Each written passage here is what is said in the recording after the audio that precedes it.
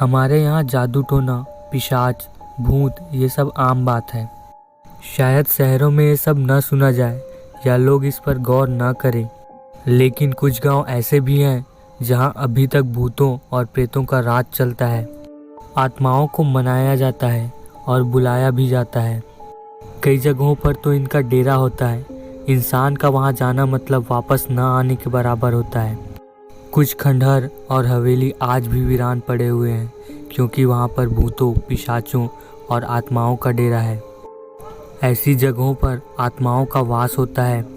ऐसी ही एक हवेली थी चंदनगढ़ में, जिसे खूनी हवेली के नाम से सब जानते थे। गांव में सबको पता था कि वहां पर भूतों का डेरा है, इसलिए वहां आसपास भी कोई नहीं जाता था। भेड़ बकरियां चराने वाले भी उसके आसपास नहीं भटकते थे, और तो और जानवर भी दुबक के भाग जाते थे। इस हवेली में एक बहुत ही जालिम शिकारी रहता था। वो जानवरों का शिकार करते करते कभी कभी इंसानों को भी मार देता था। और जब ये बात गांव वालों को पता चली तो गांव वालों ने मिलकर उस शिकारी को मौत के घाट उतार दिया। लेकिन बात यहाँ खत्म नहीं हुई।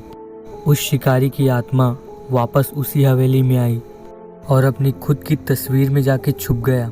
जब उस शिकारी के रिश्तेदार हिस्सा मांगने उस हवेली में आए तो उस जालिम शिकारी की आत्मा ने उन सबको मौत के घाट उतारा और उनके कटे हुए सिर को रास्ते में फेंक दिया करता था, ताकि सब लोगों को पता चल जाए कि शिकारी लौट आया है। अब इन सब बात को कई कई साल बीत गए। अब तो वहाँ न कोई हवेली थी और न ही कोई शिकारी। इतने साल बीत जाने के बाद वहाँ पर सब कुछ तहस महस हो चुका था। अब सिर्फ टूटी हुई दीवारें और पत्थर उस हवेली की मौजूदगी बता रही थी।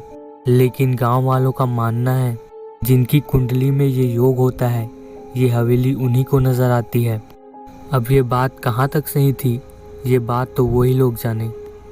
अब तक वो हवेली न किसी को दिखी और न ही उस शिकारी की आत्मा। तो गाइज, आपको ये स्टोरी कैसी लगी प्लीज़ लाइक करें, कमेंट करें। ये जालिम शिकारी स्टोरी का पार्ट 1 है।